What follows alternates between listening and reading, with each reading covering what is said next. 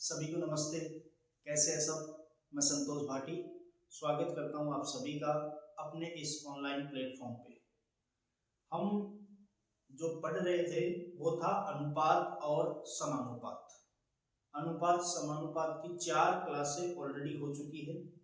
ये 5वीं क्लास है और ये थोड़ी सी लंबी भी हो सकती है ये क्लास, तो आप लोग क्लास को पूरा देखें। अनुपात समानुपात आज की क्लास और 3-4 क्लासें और लगेंगी, इसके बाद ये चैप्टर अपना खत्म हो जाएगा। टाइप वाइज क्वेश्चन मैं करवा रहा हूँ आपको एकदम। अनुपात जो अपना कंप्लीट हो चुका है, समानुपात के बारे में बात कर रहे हैं। समानुपात के भी मैंने टाइप वाइज क्वेश्चन करवाए हैं, आप पिछली वीडियो में देख सकते हैं। साथ में ही अनुपात के भी अपन टाइप वाइज क्वेश्चन किए थे और आज जो अपन करने वाले हैं वो समानुपात के कुछ क्वेश्चन तो अपने पिछली 2 क्लासों में कर लिए हैं, कुछ क्वेश्चन मैं आपके लिए शानदार जानदार बहुत ही जबरदस्त क्वेश्चन लेके आया हूं, तो उनको आज अपन करने वाले हैं। ठीक है, जैसे क्वेश्चन पे डायरेक्ट बढ़ते हैं। 2 टाइप मैंने करवा 3 टाइप करवा दिए थे, चौथा टाइप है ये। तो क्वेश्चन की तरफ बढ़ते हैं डायरेक्ट और उसके बाद आगे की बात करते हैं। ठीक है, तो क्वेश्चन है आपके पास एक कि 3 लड़के हैं और तीनों का नाम मेंशन कर देते हैं। जैसे एक का नाम है अजय, एक का नाम अजय है। 3 लड़के हैं, एक तो है अजय, एक तो है अजय, अजय है, सुमित है, सुमित और विनोद है। 3 लड़के हैं, 3 लड़के, एक तो अजय है, एक सुमित है और एक विनोद है और उनके बीच में 214 सेब हैं, उनको बांट दिया गया है। इनको बांटा गया है, 214 सेब हैं, 214 सेबों को क्या किया गया है, अजय, सुमित और विनोद तीनों में बांट दिया गया है ना। इक्वल नहीं बांटा गया है, रेशो में बांटा गया है। रेशो क्या है, 1:5, 1:7 और 1:6, यानी कि 1/5, 1/7 और 1/6 इस अनुपात में बांट दिया है। चलो क्वेश्चन हो गया अपना। अब इसका आंसर करेंगे अपन। कैसे करेंगे समझो पहले। 3 लड़के हैं, अजय है, सुमित है, विनोद है। 214 इनके पास सेब थे टोटल और 214 सेबों को क्या किया है, 1/5, 1/7 और 1/6 इस अनुपात में अजय, सुमित और विनोद तीनों ने आपस में बांट लिए। अब मैं आपसे जानना चाहता हूं कि आप मुझे ये बताओ, अजय के पास कितने सेब आए हैं, सुमित के पास कितने आए हैं और विनोद के पास कितने आए हैं। बहुत अच्छा क्वेश्चन है, बहुत बार आता भी है एग्जाम में।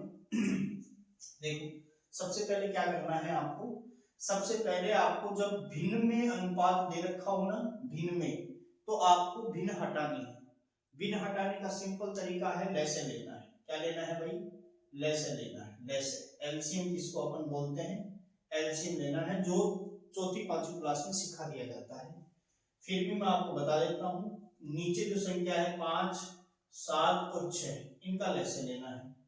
तो 2 का भाग देंगे, 5 में जाता नहीं है, 7 में जाता नहीं है, 6 में जाता है 3 बार। 3 का देंगे, 5 में जाता नहीं है, 7 में जाता नहीं है, 3 में जाता है 1 बार। फिर पता है 5 का देंगे 1 बार, 7 में जाता नहीं है, ये पहले से 1 था। फिर 7 का देंगे 1 1 1। ठीक है भाई। अब यहां से देखो, इधर जो नंबर आएगा उनको गुणा करेंगे तो अपने पास लैसे यानी कि एलसीएम निकल के आ जाएगा। यहाँ पे नंबर है आपके पास 2 3, तो 2 3 6, 6 पंजे 30 और 30 का पारा अगर 7 बार बोलते हैं तो आता है 30 संते 210, 30 संते 210, 37 जा 210। क्या करना है, इन सभी को, ये जो लैसे आया है उनसे गुणा करना है। 1/5 को भी गुणा करना है 210 से और 1/7 को भी गुणा करना है 210 से और 1/6 को भी गुणा करना है 210 से। अब आप ये भी कहोगे कि सर इसमें तो बहुत सारा समय लग जाएगा। समय नहीं लगेगा, आप 10-15 क्वेश्चन इस टाइप के प्रैक्टिस करोगे ना तो आपकी प्रैक्टिस बढ़ जाएगी। आपको देखते ही पता चल जाएगा लैसे कितना आएगा, काटने पर कितना आएगा। ये सारा मामला प्रैक्टिस का है। प्रैक्टिस करोगे तो बहुत कम समय में आप आराम से क्वेश्चन कर सॉल्व। मैं इतना जानता हूं 30 सेकंड मैक्सिमम 30 सेकंड के अंदर आप क्वेश्चन सॉल्व कर दोगे। काटेंगे इसको 5 चौक 20 होता है, 5 दूना 10 होता है, 7 तिया 21 होता है, और 6 ती 18 होता है, और कितना बचे भाई 18 3 6 पंजे 30 होता है, सही है ना, 18 3, ठीक है। कुल मिला के यहाँ पे आया 42, यहाँ पे आया 30 और यहाँ पे आया 35। अगर इन तीनों को मैं जोड़ता हूं तो देखो 30 और 30 60, 60 40, 60 40 होता है 100, 100 और 5 105 और 2 107, 107 सेब आए हैं। ये पहला है अजय, इसके मामला है, अजय का मामला है। ये सुमित का मामला है, सुमित का, सुमित, और ये जो मामला है वो विनोद का मामला है, विनोद का। क्वेश्चन के अकॉर्डिंग था कि 214 सेब है, लेकिन इस अनुपात के अकॉर्डिंग इनके पास 107 सेब आए हैं। या तो क्वेश्चन गलत है या सेब गलत है, नहीं, आपका दिमाग गलत है बस। ये 107 को 214 बनाना है, कैसे बनाए सर? हमें पता है, इसको 2 से गुना कर दो आप, देखो 2 संते 14 होता है, 2 को 0 से करेंगे 0 आएगा, तो 1 इधर से बचा हुआ था, 2 1 कम 214 आ गया। यानी कि 107 है ना, इसका डबल है 214। तो अगर इसका डबल किया है तो इसका भी क्या करना पड़ेगा, डबल, इसका भी क्या करना पड़ेगा, डबल, इसका भी क्या करना पड़ेगा, डबल। कुल मिला के 2 दूना 4 और 2 चौक 8 और 3 दूना 6 होता है, 60 हो गया ये, और 35 दूना 70 होता है। कुल मिला के अजय के पास 84 सेब आए, सुमित के पास 60 आए और विनोद के पास 70 सेब आए।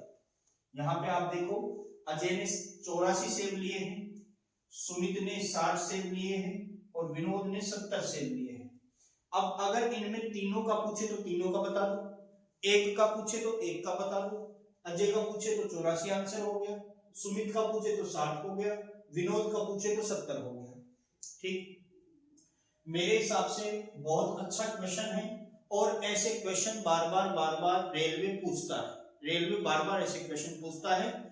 आप चाहो तो पिछले पेपर उठा के देख सकते हो, आपको ऐसा क्वेश्चन जरूर मिल जाएगा, एक क्वेश्चन जरूर मिल जाएगा ऐसा। इसलिए मैं क्या कर रहा हूं, मैं एक और क्वेश्चन ऐसा आपके लिए प्रैक्टिस करवा रहा हूं, एक बार फिर से एक क्वेश्चन और आपके लिए मैं प्रैक्टिस में ला रहा हूं अभी।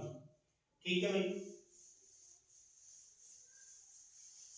एक क्वेश्चन और, ताकि अपना मेथड जो है वो एकदम क्लियर हो सके, एकदम शानदार, जानदार और बहुत बढ़िया तरीके से एकदम क्लियर हो जाए अपना मेथड। तो नेक्स्ट क्वेश्चन पे चलते हैं। नेक्स्ट क्वेश्चन जो है आपका वो ये है, नेक्स्ट क्वेश्चन है कि वही 3 लड़कियां हैं, 3 लड़कियां हैं, एक तो खुशबू है, एक तो खुशबू है, एक पायल है और एक दिव्या है। ये 3 लड़कियां हैं और तीनों के पास अब की बार 546 सेब है, 546 सेब है, तीनों के पास मिला के बांट दिया है।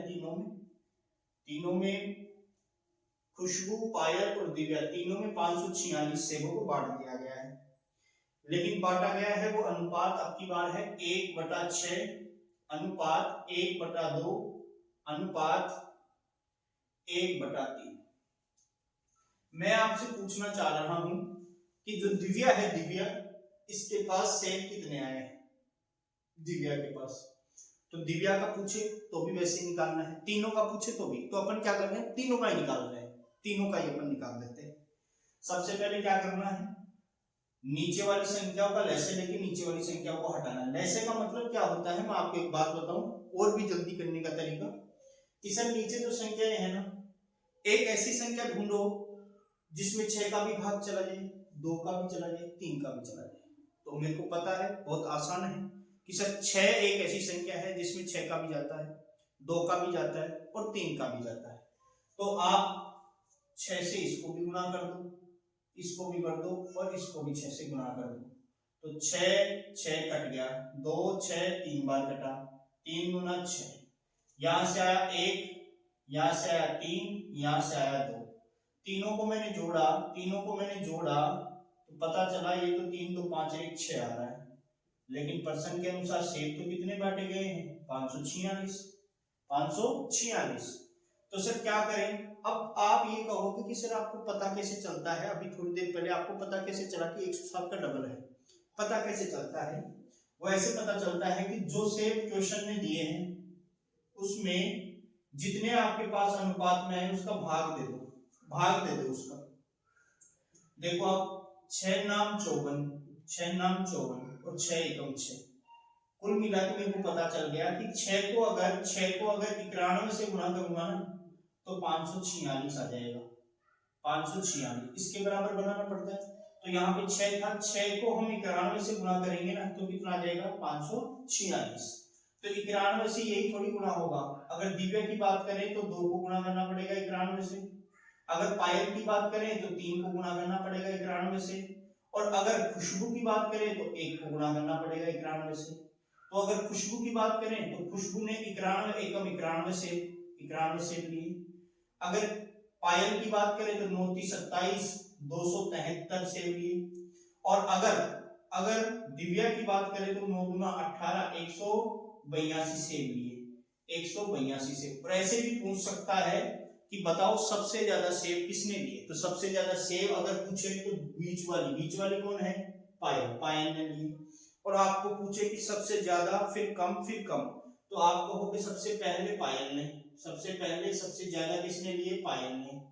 फिर उसके बाद सर दिव्या ने, उसके बाद दिव्या ने, उसके बाद खुशबू ने, उसके बाद खुशबू ने, उसके बाद खुशबू ने। सेब ऐसे बढ़ते, सबसे ज्यादा पायल ने लिए, फिर किसने लिए? फिर लिए दिव्या ने, और फिर लिए खुशबू ने। इन तीनों ने इस प्रकार से बांटा। और अब समानुपात में जो है वो 3 चीजें और आती हैं। समानुपात में 3 चीजें और आती हैं। समानुपात में 3 चीजें कैसे कैसे देखो। इसमें आपको एक क्वेश्चन तो पूछेगा मध्यानुपात से, मध्यानुपात से पूछेगा, और एक क्वेश्चन पूछेगा तृतीयानुपात से, तृतीयानुपात से एक प्रश्न पूछेगा, या फिर एक प्रश्न पूछ सकता है आपको चतुर्थानुपात से, चतुर्थानुपात। इनसे आपको एक एक प्रश्न पूछ सकता, तीनों में से किसी एक से पूछ सकता है या तीनों से भी पूछ सकता है ना। मध्यानुपात, तृतीयानुपात, चतुर्थानुपात कैसे कैसे निकालना है? तो सबसे मेन इंपॉर्टेंट बात क्या है कि मध्यानुपात और तृतीयानुपात में संख्याएं जो होंगी ना, संख्याएं आपको देगा, वो कितनी देगा? 2। कितनी संख्याएं देगा? 2। एक चीज। चतुर्थानुपात में जो संख्याएं होंगी आपके पास, संख्याएं वो देगा आपको 3। वो संख्या कितनी देगा? 3। मतलब ये है कि मध्यानुपात में आपको संख्याएं दी जाएंगी 2, तृतीयानुपात में आपको संख्याएं दी जाएंगी वही 2, चतुर्थानुपात में आपको संख्याएं दी जाएंगी 3। अगर आपको मध्यानुपात निकालना है, अगर आपको मध्यानुपात निकालना है तो 2 संख्याएं आपको दी जाएंगी, उन दोनों को आपको गुणा कर देना है और उनका लगा देना है आपको वर्गमूल। दोनों संख्याओं को गुणा कर देना है। मान के चलो a और b 2 संख्याएं हैं, तो दोनों को गुणा कर दिया और गुणा करने के बाद उनका लगा दिया अंडर रूट यानी कि वर्गमूल। तृतीयानुपात में क्या करना है आपको? तृतीयानुपात में 2 संख्याएं दी गई, जैसे मान लो एक तो है a और एक है b, तो जो दूसरी संख्या है ना, दूसरी संख्या उसका तो वर्ग करना है, दूसरी संख्या का तो वर्ग करना है। संख्याओं को क्रम चेंज नहीं करना है आपको, जो लिखा है एज इट इज। जैसे यहाँ पे दूसरे नंबर पे b लिखा है तो दूसरी संख्या है उसका तो वर्ग करना है और पहली संख्या का भाग दे देना है, तीसरा आपको पूछेगा चतुर्थानुपात में 3 संख्याएं देगा, जैसे कह दिया a b और c, ये 3 संख्याएं हैं, इनका चतुर्थानुपात बताओ। तो क्या करना है? लास्ट की जो 2 संख्याएं है ना, उनको तो गुणा कर देना है, b गुणा c। लास्ट की 2 संख्याओं को तो गुणा कर देना है और पहली जो संख्या है ना उसका भाग दे देना है, पहली संख्या का भाग दे देना है। लास्ट की 2 संख्याओं को तो गुणा कर देना है और पहली संख्या का भाग दे देना है। वापस देख लो एक बार, मध्यानुपात में क्या करना है? दोनों संख्याओं को गुणा करना है और अंडर रूट लगा देना है। तृतीयानुपात में क्या करना है? दूसरी संख्या का वर्ग करना है और पहली संख्या का भाग दे देना है। चतुर्थानुपात में क्या करना है, लास्ट वाली दो संख्याओं को गुणा करके पहली संख्या का भाग दे देना है। ठीक, अब चलते हैं इनके एक एक क्वेश्चन लेते हैं बढ़िया बढ़िया, ताकि आपका जो कॉन्सेप्ट है ना एकदम कंसेप्ट एकदम क्लियर हो जाए। तो एक क्वेश्चन लेते हैं, मैं कह रहा हूं आपको 4 और 9 का मध्यानुपाती क्या होगा, है ना। मैंने क्वेश्चन लिया एक शानदार जानदार, मैंने क्वेश्चन लिया 4 और 9 का 4 और 9 का 4 और 9 का मध्यानुपाती क्या होगा। मैंने क्वेश्चन लिया एक 4 और 9 का मध्यानुपाती क्या होगा, ये क्वेश्चन है आपके पास। तो आप क्या कहोगे, सर मध्यानुपाती का मतलब हमें पता है, जो हमें दो संख्याएं देगा उनका हमें गुणा करना है और अंडर रूट लगा देना है, गुणा करना है अंडर रूट लगा देना है। तो दो संख्याएं एक तो 4 है और एक 9 है, तो सर 4 और 9 को गुणा कर दिया, 4 और 9 को गुणा कर दिया और अंडर रूट लगा दिया। तो 4 9 का मतलब होता है 36, भाई 4 नाम 36, अंडर रूट लगा दिया। अंडर रूट का मतलब 36, अंडर रूट का मतलब क्या होता है 6, यानी 4 और 9 का जो मध्यानुपाती आएगा वो आएगा 6। ठीक, तृतीयानुपाती में भी आपको दो संख्याएं देगा, जैसे मैंने इसी का कह दिया आपसे, या फिर मैंने कह दिया 2 व 3 का, 2 व 3 का तृतीयानुपाती बताओ, तृतीयानुपाती क्या होगा, तृतीयानुपाती क्या होगा, ये कहा मैंने। तो आपको क्या करना है, दूसरी संख्या का वर्ग करना है, 3 का तो वर्ग करना है, 3 का तो वर्ग करना है, और पहली संख्या का उसमें भाग दे देना है। पहली संख्या का क्या दे देना है, भाग।